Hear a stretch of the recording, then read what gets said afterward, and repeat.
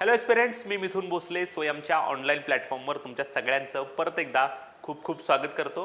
April 2023 मधील आपण आज एक नवीन टॉपिक सुरू करतोय, तो म्हणजे आपला महाराष्ट्र. सुरू करूया आजचं आपलं इंटरेस्टिंग लेक्चर.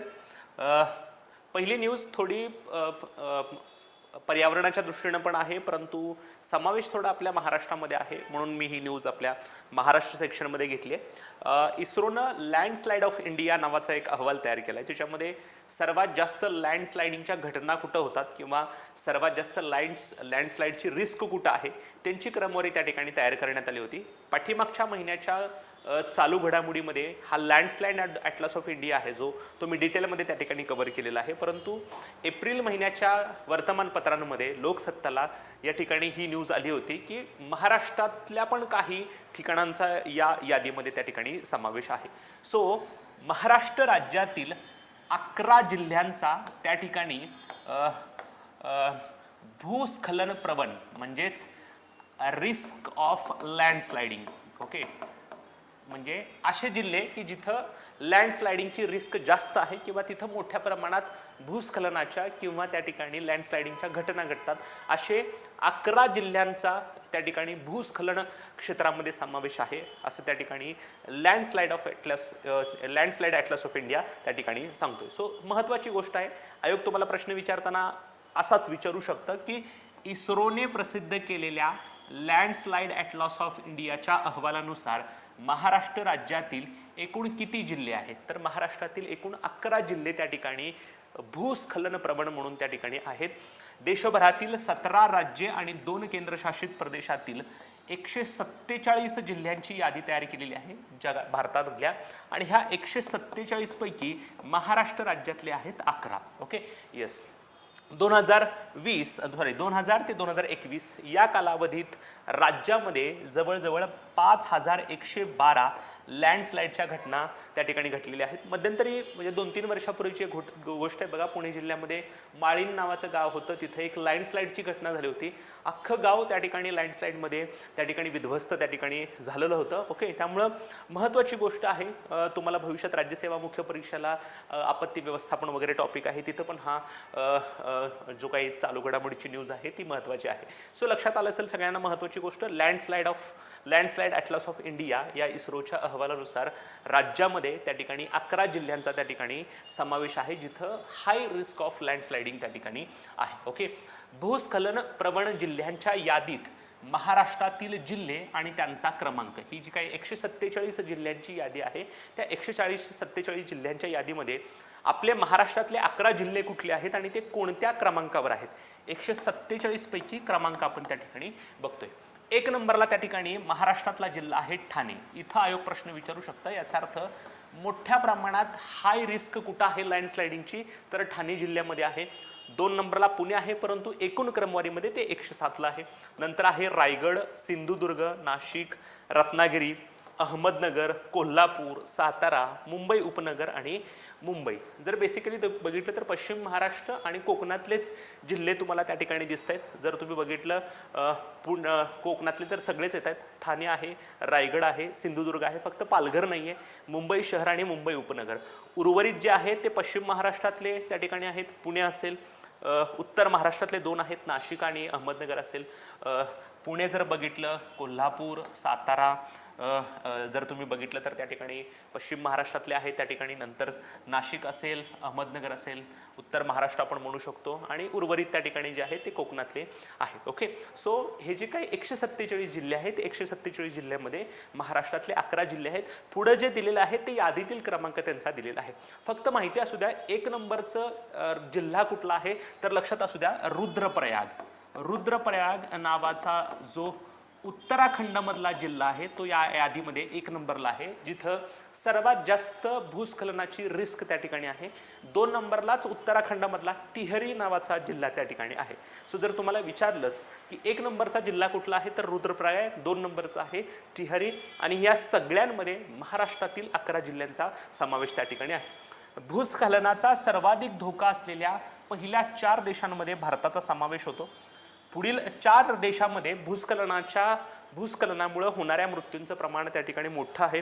कोलंबिया असेल, ताजिकिस्तान असेल, भारत असेल, नेपाळ असेल. सो ह्या 4 देशांमध्ये भूस्खलनामुळे होणाऱ्या मृत्यूचं प्रमाण जास्त आहे आणि सर्वाधिक धोका असलेल्या भूस्खलनांच्या देशांच्या यादीमध्ये देखील देशाचा त्या ठिकाणी आपला समावेश आहे. Okay, yes. नंतर एक महत्त्वाची गोष्ट आहे ज्याच्यावर फ्रिक्वेंटली आयोग प्रश्न विचारतो, तो म्हणजे अखिल भारतीय मराठी साहित्य संमेलन 2024. ओके, या वर्षीचं साहित्य संमेलन जे आहे ते कुठं होणार आहे बघूयात आपण. सो लक्षात ठेवा, क्रमांक आहे 97. ओके, नुकतंच 96वं अखिल भारतीय साहित्य संमेलन पार पडलेलं आहे. सो 97वं अखिल भारतीय साहित्य संमेलन जे आहे ते 2024 मध्ये पण होऊ शकतं किंवा 2023 मध्ये पण त्या ठिकाणी होऊ शकतं. सो हे कुठं होणार आहे ते आपल्यासाठी महत्त्वाचं आहे, कारण जे काही मराठी साहित्य परिषद आहे त्या साहित्य परिषदेनं या ठिकाणाची घोषणा त्या ठिकाणी केलेली आहे, परंतु अजून सुद्धा त्या ठिकाणी साहित्य संमेलनाचे अध्यक्षांची घोषणा नाही आहे. फक्त कोणत्या ठिकाणी होणार आहे ते मात्र रिलीज केलेलं आहे. आयोग प्रश्न विचारू शकतं की 97वं अखिल भारतीय मराठी साहित्य संमेलन कोणत्या ठिकाणी होणार आहे, तर ते होणार आहे अमळनेर या ठिकाणी. अमळनेर हे जळगाव जिल्ह्यातील त्या ठिकाणी जे तालुका आहे त्या ठिकाणी हे होणार आहे. अमळनेरला दुसऱ्यांदा साहित्य संमेलनाचं आयोजन केलं जातंय. याच्यापूर्वी 1952 मध्ये 35वं अखिल भारतीय साहित्य संमेलन पार पडलं होतं. त्याचे अध्यक्ष होते कृष्णाजी कुलकर्णी. ओके, सो माहिती असू द्या, अमळनेरमध्ये पहिल्यांदा नाही तर दुसऱ्यांदा साहित्य संमेलनाचं आयोजन होतंय. 35वं अखिल भारतीय मराठी साहित्य संमेलन 1952 मध्ये कृष्णाजी कुलकर्णी यांच्या अध्यक्षतेखाली पार पडलं होतं. काय आहे हा अमळनेर तालुका? सो अमळनेर हा जळगाव जिल्ह्यातील तालुका आहे. बोरी नदीच्या काठी वसलेलं अमळनेर नावाचं शहर त्या ठिकाणी आहे. आणि सगळ्यात महत्त्वाची गोष्टी, हे अमळनेर जे आहे ते साने गुरुजींची कर्मभूमी देखील त्या ठिकाणी समजलं जातं. सो माहिती असू द्या, फक्त जर आयोगाने प्रश्नच विचारला डिटेलमध्ये तर पण स्ट्रेट फॉरवर्ड आयोग प्रश्न विचारतं की 97वं अखिल भारतीय मराठी साहित्य संमेलन कुठे होणार आहे, तर ते होणार आहे अमळनेरला. ओके, आता बघूयात आपण मागील काही मराठी साहित्य संमेलन. जर पाठीमागच्या काही वर्षांचा विचार केला तर आयोगाने त्या ठिकाणी साहित्य संमेलनाचं वर्ष, साहित्य संमेलनाची ठिकाणं आणि साहित्य संमेलनाचे अध्यक्ष यांच्या मॅच द पेअरला त्या ठिकाणी प्रश्न विचारलेले आहेत. सो सगळ्यांना माहीत आहे, पहिलं अखिल भारतीय मराठी साहित्य संमेलन 1878 मध्ये पुणे इथं महादेव गोविंद रानडे यांच्या अध्यक्षतेखाली पार पडलं होतं. आता तुम्हाला वर्ष लक्षात ठेवली नाही तरी चालेल, फक्त लक्षात ठेवा की साहित्य संमेलनाचा क्रमांक, साहित्य संमेलनाचं ठिकाण आणि त्या ठिकाणी अध्यक्ष याच्याबद्दल प्रश्न विचारला जाऊ शकतो. सो 93वं अखिल भारतीय साहित्य संमेलन उस्मानाबादमध्ये म्हणजेच धाराशिवमध्ये पार पडलं होतं. फ्रान्सिस दिब्रेटो त्याचे अध्यक्ष होते. 94वं अखिल भारतीय मराठी साहित्य संमेलन नाशिकमध्ये पार पडलं. जयंत नारळीकर त्याचे अध्यक्ष होते. 95वं अखिल भारतीय मराठी साहित्य संमेलन उदगीरमध्ये पार पडलं. त्याचे अध्यक्ष होते भारत सासने. आणि नुकतंच 96वं अखिल भारतीय मराठी साहित्य संमेलन फेब्रुवारी 2023 मध्ये त्या ठिकाणी पार पडलेलं आहे. त्याचे अध्यक्ष आहेत नरेंद्र चपळगावकर. सो ॲटलिस्ट तुम्हाला मॅच द पेअर जर व्यवस्थित सोडवायचे असेल आणि अशा प्रकारचा प्रश्न जर पडला तर ॲटलिस्ट 95 आणि 96 साहित्य संमेलन तुम्हाला माहीत पाहिजे. अदरवाईज तुम्हाला वरचे दोन कसेही सॉल्व्ह करू शकतात, कारण मॅच द पेअरला एखाद्या दुसरी जरी मॅच द पेअर तुम्हाला जोडता आली तर बाकीचे ऑटोमॅटिकली जोडतात. पण सगळ्यात महत्त्वाचे हे दोन आहेत, किंवा ॲटलिस्ट हे तरी करायचे आहेत तुम्हाला. 95 उदगीर भारत सासने, 96 वर्धा आणि नरेंद्र चपळगावकर, हे दोन सगळ्यात लक्षात ठेवा. बाकीचे 3 लक्षात राहिले तरी काय अडचण नाही, कारण एनी हाव प्रश्न विचारला तर मॅच द पेअरलाच प्रश्न विचारला जाऊ शकतो आणि त्यामुळे तुम्हाला तो प्रश्न सॉल्व्ह करणं अगदी सोपं त्या ठिकाणी जाईल. Okay, yes. हॅलो एस्पिरंट्स, आम्हाला पूर्ण कल्पना आहे की तुम्हाला आमचे व्हिडिओ नक्कीच आवडले असतील. या व्हिडिओच्या जर तुम्हाला नोट्स हव्या असतील तर आमचं मिथुन भोसलेज स्वयं नावाचं ॲप जे आहे ते डाउनलोड करा. त्या डाउनलोडमध्ये स्टोअरला जा. स्टोअरमध्ये तुम्हाला बरेच कोर्सेस दिसतील आणि त्या कोर्सेसमधून तुम्हाला हवे असलेल्या महिन्याच्या PDFs तुम्ही नाममात्र शुल्क म्हणजे 21 रुपयामध्ये उपलब्ध करू शकता. धन्यवाद. नंतर आहे 7वा मराठी फिल्मफेअर पुरस्कार. ओके, मध्यंतरी कुठल्या तरी एका परीक्षेला त्या ठिकाणी जो काही बॉलिवूडसाठी फिल्मफेअरचा पुरस्कार दिला जातो त्याच्यामध्ये प्रश्न दिला होता. म्हणून आपल्याला हे बघायचं आहे की मराठी चित्रपटांसाठी हा एक फिल्मफेअर पुरस्कार सुरू झालेला आहे. कोणत्या चित्रपटाला, कोणत्या दिग्दर्शकाला, कोणत्या अभिनेत्याला पुरस्कार मिळाला आहे आपण बघूयात. ओके, लाईफ टाईम अचिव्हमेंट पुरस्कार, जीवन गौरव पुरस्कार जो आहे तो ज्येष्ठ दिग्दर्शक जब्बार पटेल यांना त्या ठिकाणी डिक्लेअर झालेला आहे. सर्वोत्कृष्ट चित्रपटाचा पुरस्कार गोदावरीला मिळालेला आहे. सर्वोत्कृष्ट दिग्दर्शकाचा पुरस्कार गोदावरी चित्रपटाचे दिग्दर्शक निखिल महाजन यांना त्या ठिकाणी मिळालेला आहे. जेव्हा जेव्हा चित्रपटांबद्दल प्रश्न आयोगाने विचारलेला आहे तेव्हा सगळ्यात जास्त बघा एकतर सर्वोत्कृष्ट चित्रपट, सर्वोत्कृष्ट दिग्दर्शक, सर्वोत्कृष्ट अभिनेता आणि सर्वोत्कृष्ट अभिनेत्री याच कॅटेगरीवरती प्रश्न विचारलेले आहेत. सो मी पुरस्काराची यादी जरी मोठी दिली असली तरी प्रामुख्यानं कुठले करायचे हे मी तुम्हाला सांगतो. एकतर जीवन गौरव करायचा आहे जब्बार पटेल यांना, कारण फार मोठे दिग्दर्शक मराठी भाषेतले आहेत. सर्वोत्कृष्ट चित्रपट गोदावरी, दिग्दर्शक निखिल महाजन यांना त्या ठिकाणी मिळालेला आहे गोदावरी चित्रपटासाठी. नंतर आहे सर्वोत्कृष्ट अभिनेता प्रसाद ओक यांना हा पुरस्कार त्या ठिकाणी मिळाला आहे धर्मवीर या चित्रपटातील भूमिकेसाठी. नंतर सर्वोत्कृष्ट अभिनेत्रीचा पुरस्कार सायली संजीव यांना मिळालेला आहे गोष्ट एका पैठणीची या चित्रपटातील अभिनयासाठी. सर्वोत्कृष्ट संगीत जे आहे ते ऑब्व्हियसली अजय अतुल यांना मिळालेलं आहे. चंद्रमुखी नावाचा चित्रपट आला होता त्या संगीतासाठी. ओके, सो मी इथं काही फोटो पण टाकलेत बघा, जे या फोटोच्या माध्यमातून तुम्ही लक्षात ठेवू शकता. ओके, इथं जब्बार पटेल आहेत, इथं गोदावरीची आहे, इथं निखिल महाजन त्या ठिकाणी आहेत, इथं तुम्हाला धर्मवीर त्या ठिकाणी आहे, अनंत दिघे यांची भूमिका यांनी प्रसाद ओके यांनी केले होतं, इथं सायली संजीव आहेत आणि इथं अजय अतुल यांची जोडी त्या ठिकाणी आहे. Okay, yes. नंतर आहे सर्वोत्कृष्ट पार्श्वगायक म्हणजे बेस्ट मेल प्लेबॅक सिंगर, तो मिळालेला आहे त्या ठिकाणी राहुल देशपांडे यांना. सर्वोत्कृष्ट गीत जे आहे ते वैभव जोशी यांना त्या ठिकाणी मिळालेलं आहे. सर्वोत्कृष्ट पार्श्वगायिका म्हणजे बेस्ट फिमेल प्लेबॅक सिंगर जे आहे त्या आर्या आंबेकर यांना त्या ठिकाणी मिळालेले आहेत. ओके, कुठल्या गाण्यासाठी मिळालेले आहेत हे काय आपल्यासाठी आवश्यकता नाही, फक्त आयोगाने प्रश्न विचारताना पुरस्कार विजेत्या लोकांची नावं त्या ठिकाणी दिलेली आहेत. ओके, नंतर आहेत बघा समीक्षक म्हणजे क्रिटिक्सची कॅटेगरी जर बघायची असेल तर सर्वोत्कृष्ट चित्रपट समीक्षक कॅटेगरीमध्ये त्या ठिकाणी आहे मी वसंतराव या चित्रपटासाठी, ज्यांचं दिग्दर्शन निपुण धर्माधिकाऱ्यांनी केलेलं आहे. सर्वोत्कृष्ट अभिनेत्याचा समीक्षक, हे समीक्षक 3 आपण त्या ठिकाणी बघतोय. समीक्षक म्हणजे क्रिटिक्स कॅटेगरी मधले. ओके, सर्वोत्कृष्ट अभिनेता आहे जितेंद्र जोशी. सर्वोत्कृष्ट अभिनेत्री समीक्षक कॅटेगरी मधली त्या ठिकाणी सई तामणकर पॉंडिचेरीसाठी. परंतु समीक्षकचे अवॉर्ड आयोग जास्त विचारत नाही, सो हे एवढे महत्त्वाचे नाही, नॉट सो इम्पॉर्टंट. परंतु आपल्याला लक्षात ठेवा हे तुम्हाला माहीत पाहिजे, सर्वोत्कृष्ट जीवनगौरव असेल, चित्रपट असेल, दिग्दर्शक असतील, अभिनेता अभिनेत्री त्या ठिकाणी असते. क्विक रिव्हिजनमध्ये आपण परत एकदा बघणारच आहोत. ओके, सो हे झाले आपले त्या ठिकाणी तुमचे 7वा फिल्मफेअर मराठीचा पुरस्कार. ओके, नंतर आहे बघा मोठ्या प्रमाणात वाळूची तस्करी होत असते ग्रामीण भागात, तर एक पॅरलल इकॉनॉमी पण त्या ठिकाणी वाळू सोबत त्या ठिकाणी चालत असते. आणि या वाळूच्या तस्करीमुळे असू द्यात किंवा त्याच्यामध्ये गुन्हेगारीचं प्रमाण वाढतं असू द्यात, त्याच्यामुळं ग्रामीण भागातील किंवा शहरी भागातील लोकांना ही जी काही वाळू आहे ती मोठ्या किमतीला त्या ठिकाणी मोजून त्या ठिकाणी घ्यावी लागते. आणि हे कुठेतरी कमी व्हावं म्हणून राज्य सरकारने एक नवीन वाळू धोरण आणलेलं आहे, ज्याच्यामध्ये जे काही लोक आहेत त्यांना किंवा नागरिक आहेत त्यांना अतिशय कमी पैशामध्ये घरपोच वाळू त्या ठिकाणी अवेलेबल होणार आहे. ओके, सो राज्य सरकारनं नवीन वाळू धोरण त्या ठिकाणी आणलेलं आहे, कारण बऱ्याच वेळेला वाळूमुळे बऱ्याच अपप्रवृत्तींना चालना मिळत असते, बऱ्याच वेळेला मोठी तस्करी देखील त्या ठिकाणी होत असते, चुकीच्या पद्धतीनं ही वाळू विक्री त्या ठिकाणी होत असते. ही कुठेतरी थांबावी म्हणून राज्य सरकारनं नवीन वाळू धोरण त्या ठिकाणी आणलेलं आहे. विधानसभेत जी घोषणा केलेली आहे ती राधाकृष्ण विखे पाटील यांनी केलेली आहे. राज्य मंत्रिमंडळानं याला मंजुरी त्या ठिकाणी दिलेली आहे.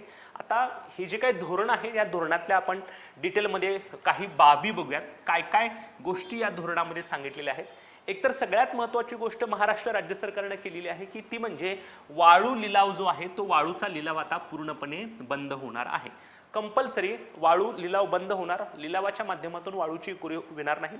दुसरी गोष्ट महत्त्वाची गोष्ट म्हणजे नागरिकांना सरकारी आगारातून ही वाळू मिळणार आहे. ओके, यासाठी कोणत्याही व्यक्तीच्या दारात तुम्हाला जाण्याची गरज नाही, गव्हर्नमेंटच्या माध्यमातून तुम्हाला त्या ठिकाणी ही वाळू त्या ठिकाणी मिळणार आहे. सो गव्हर्नमेंटच्या आगारातून ही तुम्हाला वाळू मिळणार आहे. दुसरी महत्त्वाची गोष्ट की वाळू वाहतुकीसाठी डंपरला परमिशन नसेल. ओके, घरपोच तुम्हाला सरकारकडून ही परमिशन, सरकारकडूनच वाळू त्या ठिकाणी उपलब्ध करून दिली जाईल.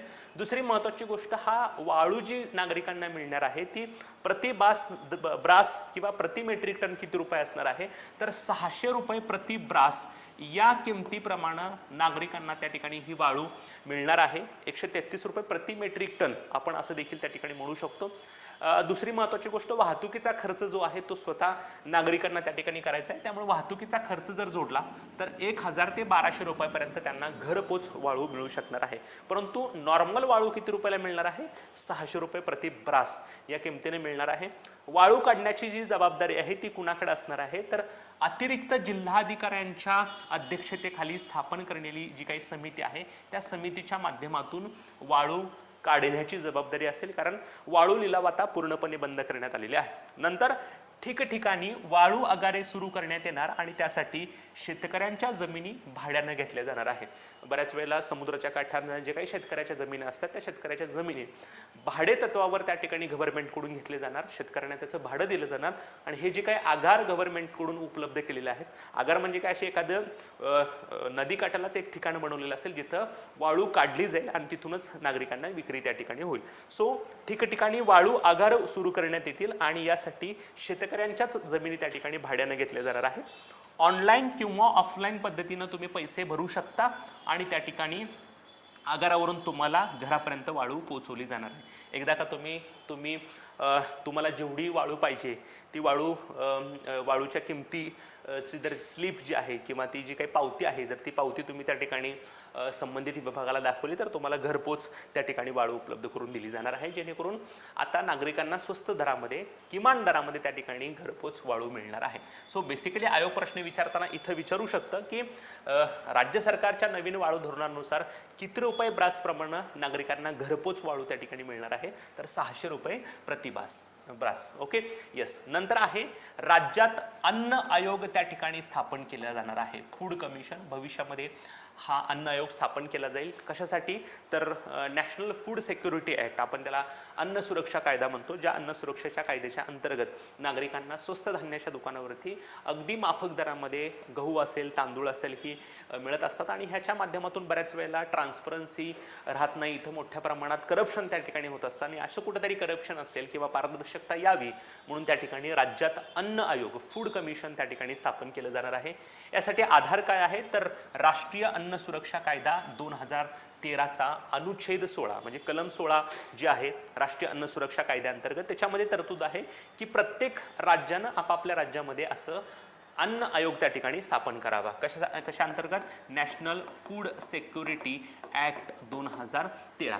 उद्देश काय आहे? तर हा जो काही 2013चा अन्न सुरक्षा कायदा आहे त्या कायद्याची प्रभावी अंमलबजावणी करणे आणि सगळ्यात महत्त्वाची गोष्ट, या अन्न सुरक्षा कायद्याअंतर्गतच ग्रामीण किंवा शहरी भागातील नागरिकांना PDS अंतर्गत म्हणजे पब्लिक डिस्ट्रीब्युशन सिस्टीम म्हणजेच त्या ठिकाणी सार्वजनिक वितरण व्यवस्थेअंतर्गत त्या ठिकाणी नागरिकांना स्वस्त धान्य दिलं जातं आणि बऱ्याच वेळेला ह्या PDS सिस्टीममध्ये करप्शन होत असतं आणि या व्यवस्थेत पारदर्शकता आणण्यासाठी गाव, तालुका, जिल्हा, नगरपालिका आणि महानगरपालिका आणि राज्य पातळीवर त्या ठिकाणी दक्षता समित्यांची स्थापना केलेली आहे. प्रत्येक लेवलला त्या ठिकाणी अशा प्रकारे या अन्न सुरक्षा कायद्याअंतर्गत जी काही सार्वजनिक वितरण व्यवस्था निर्माण केलेली आहे त्यांच्या माध्यमातून व्यवस्थितपणे लोकांपर्यंत अन्न पोहोचवलं जातंय का, त्याच्यामध्ये काही भ्रष्टाचार होतोय का, ह्याची चाचणी मात्र या दक्षता समित्यांमार्फत केली जाणार आहे. राबवल्या जाणाऱ्या अन्न पुरवठा योजनेचं सामाजिक लेखापरीक्षण म्हणजे सोशल ऑडिटिंग देखील केलं जाणार आहे. म्हणजे नागरिकांना विचारलं जाणार आहे की तुम्हाला जे काही अन्न सुरक्षा कायद्याअंतर्गत PDSच्या माध्यमातून तुम्हाला जे काही स्वस्त धान्य पुरवलं जातं ते व्यवस्थित पुरवलं जाते का, योग्य किमतीमध्ये, योग्य वेळेत आणि योग्य क्वालिटीमध्ये पुरवलं जाते का, त्याला आपण सोशल ऑडिटिंग म्हणतो. सो सामाजिक लेखापरीक्षण केलं जाणार आहे, दक्षता समित्यांची स्थापना केली जाणार आहे, PDSमध्ये पारदर्शकता त्याच्या माध्यमातून आणली जाणार आहे आणि बेसिकली हे कशासाठी केलं जाणार आहे तर नॅशनल फूड सिक्युरिटी ॲक्ट जो आहे त्या ॲक्टची प्रभावी अंमलबजावणी करावी, कारण या प्रभावी अंमलबजावणीसाठीच ही PDS सिस्टीम बनवलेली आहे आणि ह्या PDS सिस्टीममध्येच बऱ्याच वेळेला पारदर्शकता कमी असते. म्हणूनच त्या ठिकाणी दक्षता समित्यांची स्थापना केलेली आहे आणि यासाठी सामाजिक लेखापरीक्षणाची देखील तरतूद त्या ठिकाणी करण्यात आलेली आहे. ओके, येस, आलं लक्षात सगळ्यांना? भविष्यात स्थापन केलं जाणार, अजून त्याच्याबद्दल गव्हर्नमेंट डिस्कस करते. नंतर आहे मंत्रालयात मध्यवर्ती टपाल सेवा त्या ठिकाणी सुरू करण्यात आलेली आहे. मंत्रालय हे बरेच लोकांच्या तक्रारींचं निवारण करणारं सेंटर आहे. बऱ्याच ठिकाणी त्या ठिकाणी लोकांचे प्रॉब्लेम्स असतात, कुणाचे तरी काही पैसे अडकलेले असतात, कुणाची तरी काही मागण्या असतात आणि ह्या मागण्या ज्या आहेत त्या टपालाच्या माध्यमातून तिथं काम करत असतात. सो हे जे काही नागरिकांच्या मागणीची निवेदनं आहेत ते एका डिपार्टमेंटकडून दुसऱ्या डिपार्टमेंटकडे अगदी कमी वेळेत आणि पटकन जावेत म्हणून त्या ठिकाणी हा मंत्रालयात मध्यवर्ती टपाल सेवा सुरू करण्यात आलेली आहे. मुख्यमंत्री एकनाथ शिंदे आणि उपमुख्यमंत्री देवेंद्र फडणवीस यांनी या सेवेचं उद्घाटन त्या ठिकाणी केलेलं आहे. ही मध्यवर्ती टपाल सेवा सुरू करण्याचा उद्देश काय आहे तर सरकारी कारभार जलद गतीने आणि पारदर्शक करणं. कारण बऱ्याच वेळेला फाईल्स रखडल्या जातात, फाईल्स पुढे जात नाही आणि बऱ्याच वेळेला फाईल्स जेव्हा रखडल्या जातात तेव्हा मोठ्या प्रमाणात त्याच्यामध्ये करप्शन होण्याची देखील शक्यता असतो. सो सरकारी कारभार जलद गतीने व्हावा आणि पारदर्शक पद्धतीने व्हावा म्हणून हा टपाल सेवा सुरू करण्यात आलेली आहे. मंत्रालयात येणाऱ्या नागरिकांच्या निवेदनांची जलद गतीने विभागणी केली जाणार, म्हणजे संबंधित विभागाकडे ते पाठवण्यासाठी विभागणी केली जाईल आणि पुढील कारवाईसाठी संबंधित विभागाकडे टपाल पोहोचवण्यासाठी मंत्रालयाच्या प्रवेशद्वारावर एक मध्यवर्ती टपाल केंद्राची उभारणी करण्यात आलेली आहे. संबंधित विभागाने स्वीकारलेले टपाल स्कॅन करून ते संबंधित प्रशासकीय विभागाच्या नोंदणी शाखेमध्ये ई ऑफिसद्वारा ऑनलाईन पद्धतीने त्या ठिकाणी पाठवण्यात येणार आहे. त्या विभागाकडे हे जे काही डॉक्युमेंट आहे ते स्कॅन करून त्या ठिकाणी ई ऑफिसद्वारे पाठवली जाणार आहे आणि जे काही संबंधित विभाग असेल किंवा मंत्रालय असेल किंवा मंत्रालयाचा विभाग असेल त्याच्या माध्यमातून त्या ठिकाणी हे निवेदनाचा त्या ठिकाणी विचार केला जाईल. Okay, yes. नंतर मध्यंतरी मोठ्या प्रमाणात गारपीट झाली, अवकाळी पाऊस झाला, त्याच्यामुळे शेतकऱ्यांचं नुकसान भरपूर झालं आणि शेतकऱ्यांचं नुकसान होताना जे काही पंचनामे झाले ते पंचनाम्यामध्ये बऱ्याच वेळेला त्या ठिकाणी दिरंगाई होत असते. पंचनाम्यामध्ये दिरंगाई झाल्यामुळे त्या ठिकाणी मोठ्या प्रमाणात शेतकऱ्यांचं ॲक्च्युली नुकसान किती झाले आणि त्या नुकसानाच्या पट्टीमध्ये शेतकऱ्यांना बऱ्याच वेळेला काय होत नसतं, त्या ठिकाणी नुकसान भरपाई मिळत नसते. म्हणून शेतीच्या नुकसानीचं आता ई पंचनामे त्या ठिकाणी केले जाणार आहेत. आता ई पंचनामे म्हणजे काय तर यासाठी जे काही नुकसानग्रस्त भाग आहे त्याची पाहणी करण्यासाठी उपग्रह आणि ड्रोनचा वापर त्या ठिकाणी केला जाणार आहे आणि या माध्यमातून स्कॅनिंग करून किंवा सर्वे करून त्या जो काही शेतकरी आहे त्या शेतकरीला योग्य ते नुकसान भरपाई दिली जाणार आहे. ह्याच्यामुळं प्रोसेस पण फास्ट होईल आणि योग्य वेळेत त्यांना त्या ठिकाणी योग्य लाभ देखील त्या ठिकाणी मिळेल. याची घोषणा मुख्यमंत्र्यांनी केलेली आहे. याचा उद्देश काय आहे तर नैसर्गिक आपत्तीमुळे झालेल्या नुकसानीचे पंचनामे वेळेत करणे, पंचनाम्याबद्दल शेतकऱ्यांच्या तक्रारी येऊ नयेत. सो दोन गोष्टी आहेत, एकतर पंचनामे वेळेत व्हावेत आणि दुसरी महत्त्वाची गोष्ट जे काही पंचनाम्यांच्या तक्रारी शेतकऱ्यांकडून वेळोवेळी प्रशासनाकडे केल्या जातात त्या कुठेतरी कमी व्हाव्यात. कारण बऱ्याच वेळेला पंचनामे जर वेळेत झाले नाही तर संबंधित शेतकरी तलाठी असेल तहसीलदार असेल यांना त्या ठिकाणी बऱ्याच वेळेला बोलतो की आमच्याकडं असे नुकसान भरपाई किंवा अवकाळी पाऊस झालाय, गारपीट झालंय, शेतीचं नुकसान झालंय, जर त्या ठिकाणी योग्य वेळेत योग्य अधिकारी जर वेळेत पंचनामे केले नाहीत आणि तर त्यांनी पंचनामे करून वरती शासनाला अहवाल दिला नाही तर शासनाला पण त्या ठिकाणी कळणार नाही की कुणाला किती मदत द्यायची आहे. सो शेतकऱ्यांच्या तक्रारी येऊ नयेत आणि पंचनामे वेळेत हवेत म्हणून त्या ठिकाणी ई पंचनामे केले जाणार आहेत. जून 2023 पासून त्याची सुरुवात होणार आहे. नुकसानीची पाहणी करण्यासाठी उपग्रह आणि ड्रोनची मदत त्या ठिकाणी केली जाणार आहे. या उपग्रह बरेच जे आपण सोडलेले असतात त्याच्या माध्यमातून सर्वे केले जाईल किंवा ड्रोनच्या माध्यमातून त्या ठिकाणी नुकसान झालेल्या ठिकाणाची पाहणी त्या ठिकाणी केली जाणार आहे. ओके, आता आपण थोड्या संक्षिप्त घडामोडी बघूयात जे आपल्याला वन लाइनरच्या दृष्टीने अतिशय महत्त्वाच्या आहेत. Okay, yes.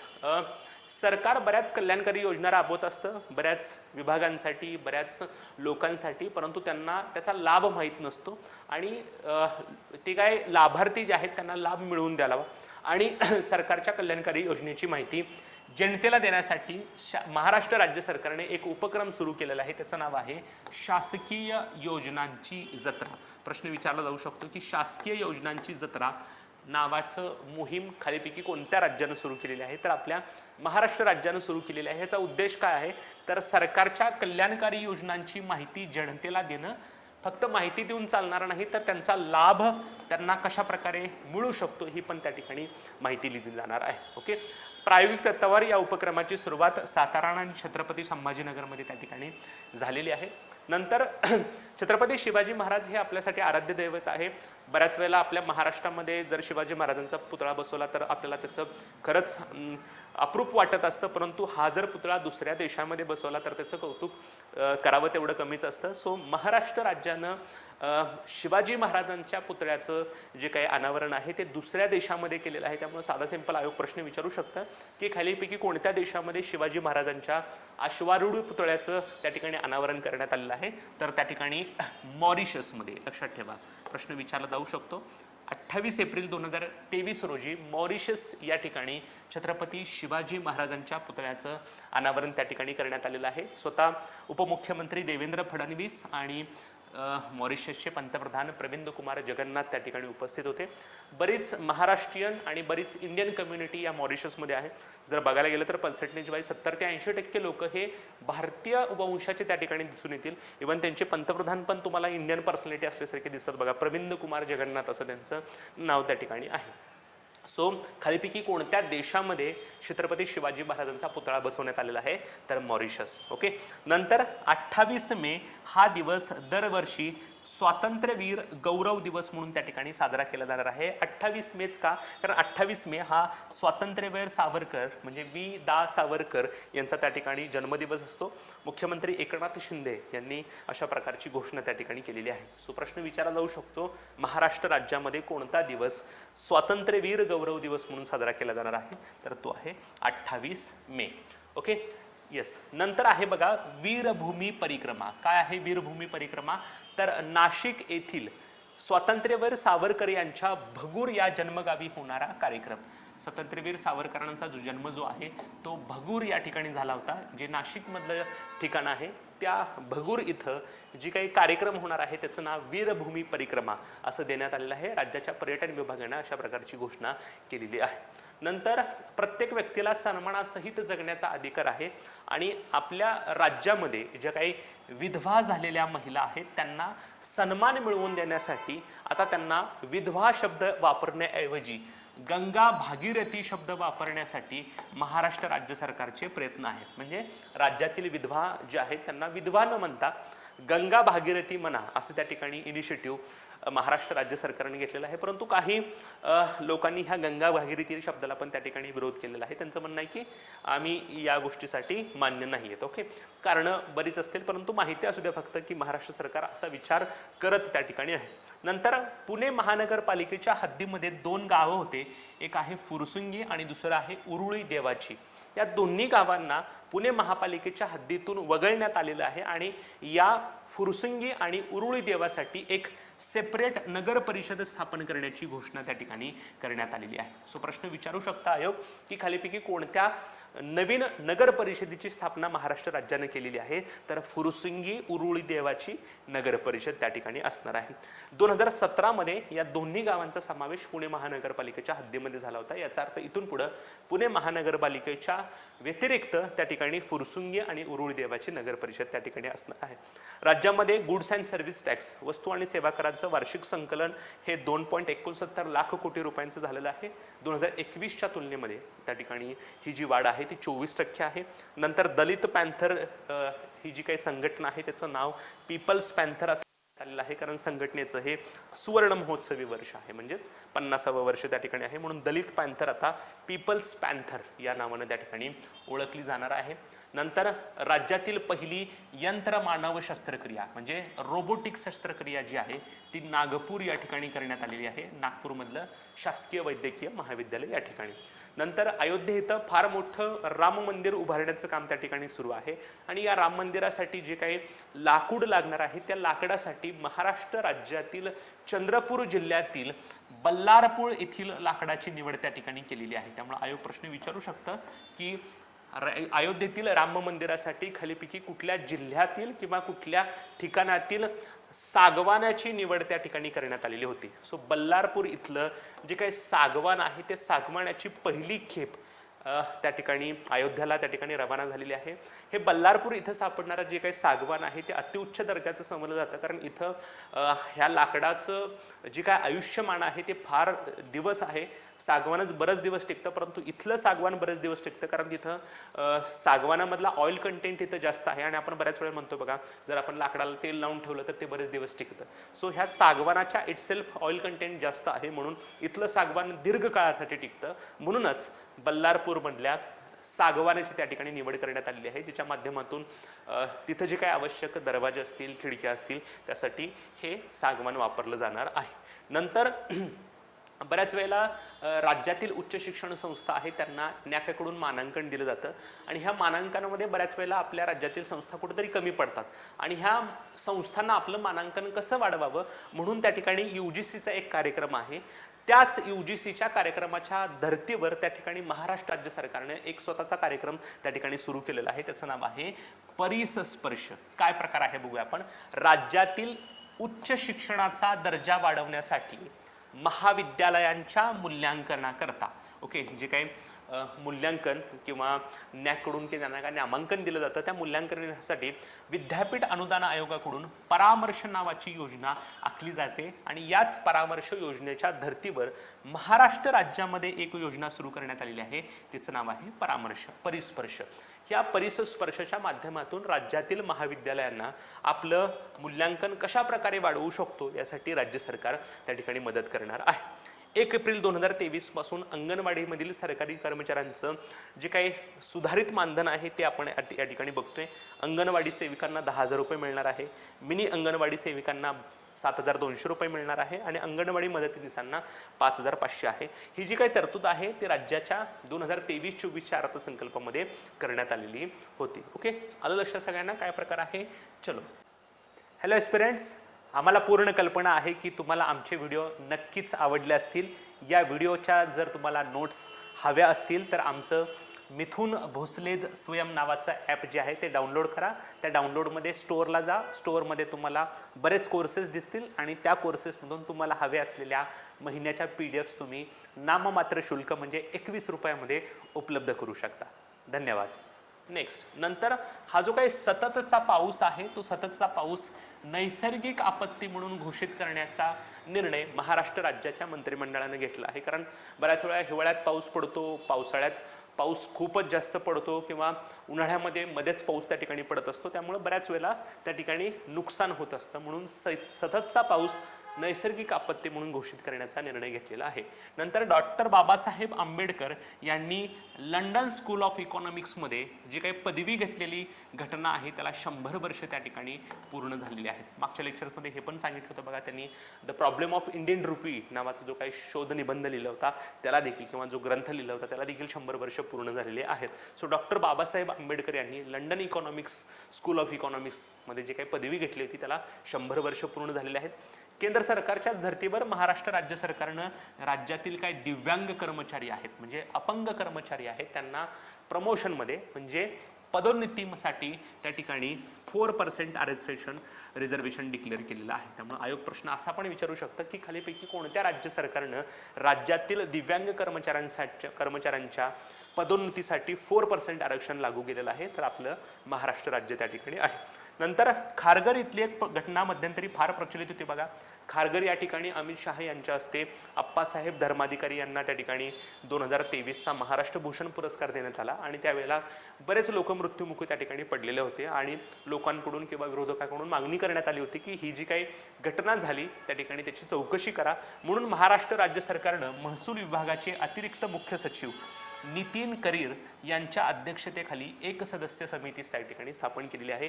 ही खारघर इथं जी काही घटना झाली होती त्याची चौकशी आता नितीन करीर यांच्या अध्यक्षतेखाली होणार आहे. नंतर लंडन येथील रॉयल सोसायटी ऑफ आर्ट्स आहे, तिथं एका महाराष्ट्रीयन व्यक्तीची निवड झालेली आहे. त्यांचं नाव आहे राजू केंद्रे, जे नागपूरची त्या ठिकाणी आहे, आणि हे एक मान असतो की रॉयल सोसायटी ऑफ आर्ट्समध्ये त्यांची निवड त्या ठिकाणी होणं. Okay, yes. नंतर वैदिक पूर्व शिवलिंगाचा शोध एका महाराष्ट्रातील ठिकाणी त्या ठिकाणी सापडलेला आहे. सातपुडा पर्वतरांगा ज्या आहेत मोर्शी अमरावती इथं. सो अमरावती जिल्ह्यातल्या मोर्शी गावामध्ये सातपुडा पर्वतरांगांमध्ये वैदिक पूर्व शिवलिंगाचा शोध त्या ठिकाणी लागलेला आहे. कारण लोकसत्ताच्या 2 नंबरच्याच पानावर ही न्यूज होती, महाराष्ट्र टाइम्समध्ये पण ही न्यूज होती. त्यामुळे प्रश्न विचारू शकतो की खालीपैकी कोणत्या जिल्ह्यात वैदिक पूर्व शिवलिंगाचा शोध त्या ठिकाणी लागला होता, तर अमरावतीमध्ये.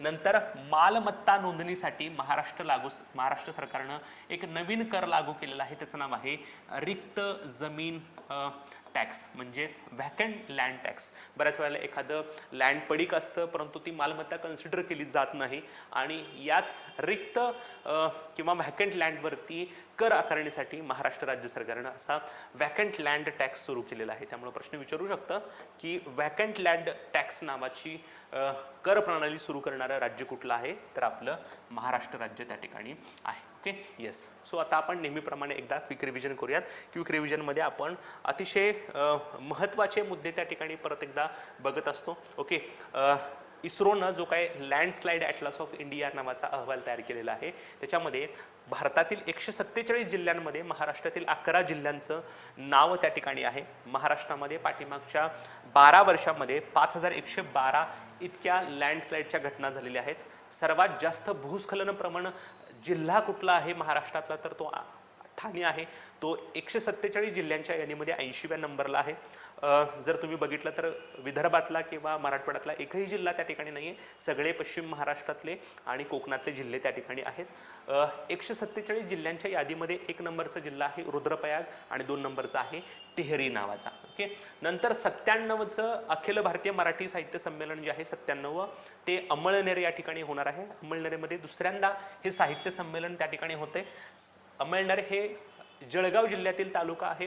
बोरी नदीच्या काठी बसलेला हा तालुका आहे. साने गुरुजींची कर्मभूमी त्या ठिकाणी आहे. 95 आणि 96 तुम्हाला लक्षात ठेवायला सांगितलंय. 95 उदगीर भारत सासने, 96 वर्धा आणि नरेंद्र चपळगावकर. नंतर 7वा मराठी फिल्मफेअर पुरस्कारामध्ये 4च पुरस्कार तुम्हाला चांगले लक्षात ठेवायचे आहेत. एक आहे जीवन गौरव पुरस्कार जब्बार पटेल, 2 आहे सर्वोत्कृष्ट चित्रपट गोदावरी, सर्वोत्कृष्ट दिग्दर्शक निखिल महाजन, सर्वोत्कृष्ट अभिनेता प्रसाद ओक आणि सर्वोत्कृष्ट अभिनेत्री सायली संजीव. हे तुम्हाला 5 लोक जे आहेत ते चांगले लक्षात ठेवायचे. तिथं आयोग प्रश्न विचारू शकतं. बाकीचं एवढं महत्त्वाचं नाही, पूर्वपरीक्षेसाठी आपल्याला एवढं ठीक आहे. नंतर राज्य सरकारनं नवीन वाळू धोरण त्या ठिकाणी आणलेलं आहे. याच्यामध्ये नागरिकांना 600 रुपये प्रति ब्रास याप्रमाणे वाळू त्या ठिकाणी मिळणार आहे. आणि सगळ्यात महत्त्वाची गोष्ट, वाळू लिलाव जो आहे तो आता पूर्णपणे बंद करण्यात आलेला आहे. नंतर राज्यामध्ये अन्न सुरक्षा कायद्याची अंमलबजावणी प्रभावी पद्धतीने व्हावे, यातला भ्रष्टाचार कुठेतरी कमी व्हावा म्हणून महाराष्ट्र राज्य सरकारनं अन्न आयोग स्थापन करण्याची घोषणा त्या ठिकाणी केलेली आहे. नंतर नागरिकांची मंत्रालयात येणारी निवेदनं पटकन निकाली काढण्यासाठी त्या ठिकाणी महाराष्ट्र राज्य सरकारनं मंत्रालयामध्येच मध्यवर्ती टपाल सेवा त्या ठिकाणी सुरू करण्यात आलेली आहे, ज्याच्यामध्ये नागरिकांच्या निवेदनांचं स्कॅन करून संबंधित विभागाकडे त्या ठिकाणी ऑनलाईन पद्धतीनं पाठवलं जाणार आहे. नंतर शेतीची नुकसानी जी आहे त्या शेतीची नुकसान भरपाई आता त्या ठिकाणी करण्यासाठी जे काही पंचनामे केले जातात ते ई पंचनामे त्या ठिकाणी होणार आहे, जिथं ड्रोन आणि सॅटेलाइटच्या माध्यमातून नुकसानीची पाहणी केली जाईल आणि त्यांना शेतकऱ्यांना नुकसान भरपाई त्या ठिकाणी मिळवून दिली जाईल. नंतर जे काही कल्याणकारी योजना लोकांसाठी राबवल्या जातात त्यांचा लाभ कशा पद्धतीने मिळावा यासाठी महाराष्ट्र राज्य सरकारनं शासकीय योजनांची जत्रा नावाचा एक उपक्रम त्या ठिकाणी सुरू केलेला आहे. मॉरिशस इथं शिवाजी महाराजांच्या पुतळ्याचं अनावरण त्या ठिकाणी करण्यात आलेलं आहे. 28 मे हा दिवस स्वातंत्र्यवीर सावरकर यांचा जन्मदिवस असतो, तो स्वातंत्र्यवीर गौरव दिवस म्हणून साजरा केला जाणार आहे. नंतर स्वातंत्र्यवीर सावरकरांचं जे काही जन्मभूमी आहे भगूर, जे नाशिक मधलं ठिकाण आहे, तिथं वीरभूमी परिक्रमा त्या ठिकाणी सुरू केली जाणार आहे. विधवांना विधवांऐवजी गंगा भागीरथी शब्द वापरण्याची घोषणा केलेली आहे. फुरसुंगी आणि उरुळी देवाची ही 2 गावं पुणे महानगरपालिकेच्या हद्दीतून बाहेर काढून त्यांच्यासाठी सेपरेट नगर परिषद स्थापन केली जाणार आहे. नंतर दलित पॅन्थर या संघटनेचं नवीन नाव आता पीपल्स पॅन्थर त्या ठिकाणी असणार आहे. नंतर राज्यातली पहिली रोबोटिक सर्जरी नागपूरमधल्या शासकीय वैद्यकीय महाविद्यालय त्या ठिकाणी आलेली आहे. नंतर अयोध्येतलं जे काही राम मंदिर आहे त्या अयोध्येतील राम मंदिरासाठी चंद्रपूर जिल्ह्यातील बल्लारपूर इथल्या सागवानाची निवड करण्यात आलेली आहे, कारण हे सागवान बरेच दिवस त्या ठिकाणी टिकतं. नंतर राज्यातील महाविद्यालयांचा दर्जा वाढवून त्यांचं मूल्यांकन वाढवण्यासाठी महाराष्ट्र राज्य सरकारनं UGCच्या धर्तीवर परिस्पर्श नावाची योजना त्या ठिकाणी सुरू केलेली आहे. 1 एप्रिल 2023 पासून अंगणवाडी सेविकांचं मानधन आता आहे 10,000 रुपये इतकं त्या ठिकाणी झालेलं आहे. सततचा पाऊस नैसर्गिक आपत्ती असेल म्हणून सांगितलेलं आहे. लंडन स्कूल ऑफ इकॉनॉमिक्समध्ये बाबासाहेबांनी जी काही पदवी घेतली त्याला 100 वर्ष पूर्ण झालेले आहेत. महाराष्ट्र राज्यातील दिव्यांग कर्मचाऱ्यांना पदोन्नतीमध्ये आता 4% रिझर्वेशन त्या ठिकाणी असणार आहे. खारघर इथं जे काही महाराष्ट्र भूषण सोहळ्यामध्ये जो काही प्रकार घडला होता त्याची चौकशी करण्यासाठी नितीन करेर यांच्या अध्यक्षतेखाली समिती स्थापन करण्यात आलेली आहे. नंतर वैदिक पूर्व शिवलिंगाचा शोध जो आहे सातपुडा पर्वतरांगामध्ये मोर्शी या ठिकाणी अमरावती जिल्ह्यामध्ये लागलेला आहे. आणि महाराष्ट्र सरकारने एक नवीन कर सुरू केलेला आहे, त्याचं नाव आहे व्हॅकेंट लँड टॅक्स. ओके, सो आजच्यासाठी आपण इथं थांबतोय मित्रांनो. भेटूयात नवीन चालू घडामोडी आणि नवीन संकल्पनासहित. तोपर्यंत धन्यवाद.